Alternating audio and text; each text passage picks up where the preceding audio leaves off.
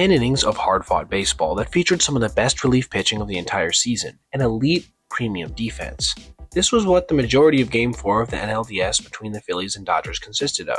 But when we look back at this game years from now and the subsequent fallout from it, it's going to be one moment that stands out above all else, when we departed decidedly from the game's mostly clean demeanor up to that point, a walk-off error that doomed a postseason series for the first time in Major League history.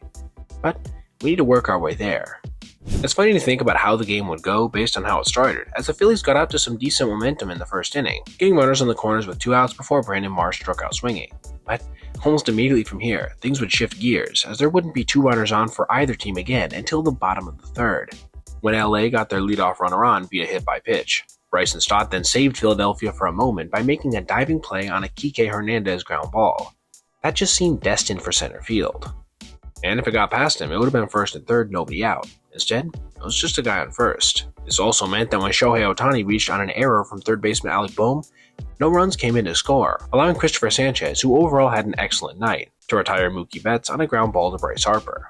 The great defense would continue into the top of the fourth, when Tommy Edman made a very similar play to Stott, this time with 1 out, helping keep the Phillies off the board or even close to getting there.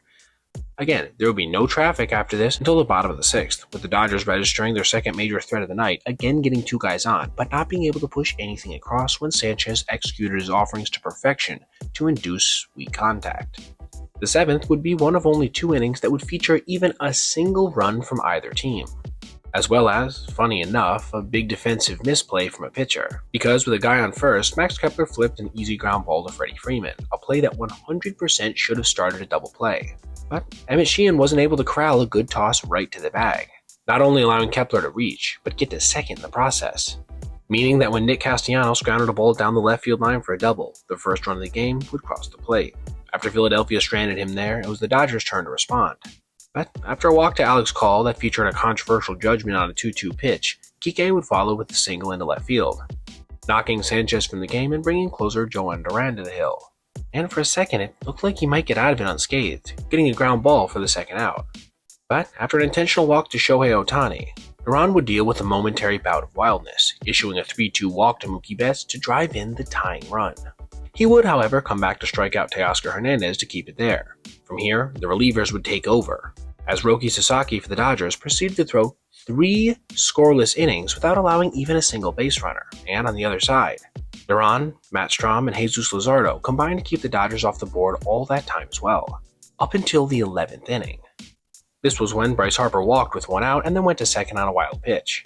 But that clutch gene again would elude the Phillies at the plate, as pinch hitter Harrison Bader would end up striking out in a 9-pitch at-bat to send it to the bottom half.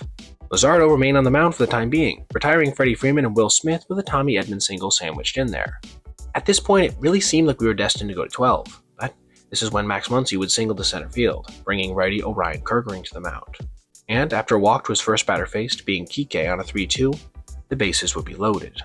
This is where tragedy would strike for the city of brotherly love, as on an 0-1, Orion got a ground ball back to the mound from Andy Pages, being unable to pick it cleanly, which seemed to activate a panic mode, influencing a decision that would doom the Phillies' season entirely. A throw home that, even if it was on target, probably wouldn't have been on time. What's even more heartbreaking for him, and everybody in association with the Phillies I'm sure, was the fact that Andy was about halfway to first base, which was probably why JT Realmuto was pointing for Kerkering to go there. If he collected himself and fired to the bag, he almost surely would have got him. But in the heat of battle, mistakes are made, and this one ended up ending Philadelphia's season entirely, with them now holding the notable, dubious distinction of being the only team in Major League history to lose an entire series on a walk-off error. Seriously, look it up. I didn't believe it when I read it myself, but it's true. The Dodgers, for their part, executed where they had to besides that error in the 7th, in my opinion, fully earning their second straight championship series berth in the process. Alright everybody, if you made it this far, I appreciate you watching, and if you did, consider checking out any of these other videos on your screen right now for other content just like this. Also, if you ever see anything you'd like to see me detail in the video, feel free to reach out to my email, basebpoet@gmail.com, and if I end up using your idea, I'll give you a shout out. Thanks for watching. Have a great rest of your day.